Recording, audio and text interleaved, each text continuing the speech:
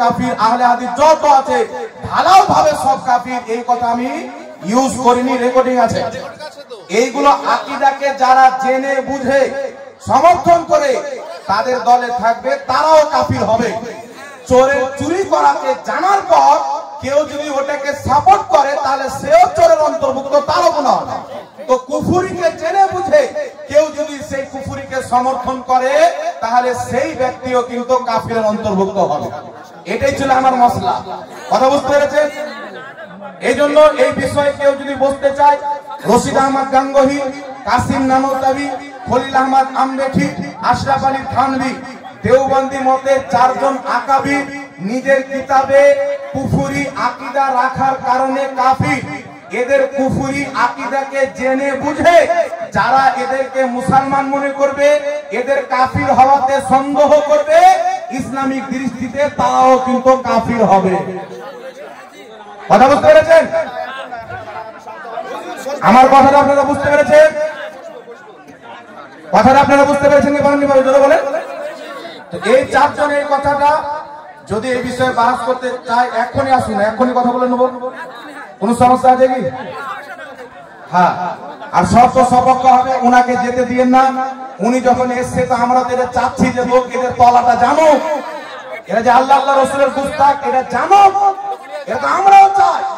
লোক যখন তাদের আকীদা জানতে পারবে অটোমেটিক লোক বুঝে নিবে যে সহি দলের লোককে আর বেঈমান দলের লোককে। কথা বুঝতে পেরেছে? এই জন্য আপনাদেরকে বলতে চাই, আল্লাহ আল্লাহ রসুলের বেয়াদবি গুস্তাখি করলে নামাজ রোজা কিছু আপনাদের কাজে লাগবে না। এই জন্য রসুল পাকের গুস্তাখের দল থেকে তালাক দিয়ে খাজা মঈনুদ্দিন চিশতির দলে থাকতে হবে, বড় পীর আব্দুল কাদের জিলানীর পথে থাকতে হবে। নবী এবং সাহাবী যে দলকে জান্নাতি বলেছে, যার নাম হাদিস শরীফে আহলে সুন্নাত ওয়াল জামাত এসেছে, ওই আহলে সুন্নাত ওয়াল জামাতের প্রতি যারা কায়েম থাকবে তারাই হবে জান্নাতি। কথা বুঝতে পারছেন? আমার কথা বুঝতে পেরেছে? এই জন্য আহলে সুন্নাত ওয়াল জামাত হয়ে থাকেন আর সুন্নি হয়ে বাঁচেন, সুন্নি হয়ে কবরে যান, তবে কিয়ামতের ময়দানে রাসূলের পাক সাল্লাল্লাহু আলাইহি সাল্লামের শাফাআত আপনার ভাগ্যে আপনার নসিবে লোকবে। কথা আমার বুঝতে পেরেছেন? বলেন না? তো নবীর শাফাআত চাই কি চাই না? জোরে বলেন। নবীর সুপারিশ চাই কি চাই না? একজন সাহাবী রাসূলের পাককে এসে বলেন, ইয়া রাসূলুল্লাহ, আমাকে কিয়ামতের ব্যাপারে বলেন। রাসূলের কায়নাত সাল্লাল্লাহু তাআলা আলাইহি ওয়াসাল্লাম বলেন নামাজ পড়েনি। নামাজ পড়ার পর বলেন, কে কিয়ামতের ব্যাপারে জিজ্ঞাসা করছিল? কোথায়? ওই সাহাবী এসে বললেন, হুজুর আমি জিজ্ঞাসা করছিলাম। রাসূলের পাক সাল্লাল্লাহু আলাইহি ওয়াসাল্লাম বললেন, তুমি কিয়ামতের জন্য কি জোগাড় করেছো?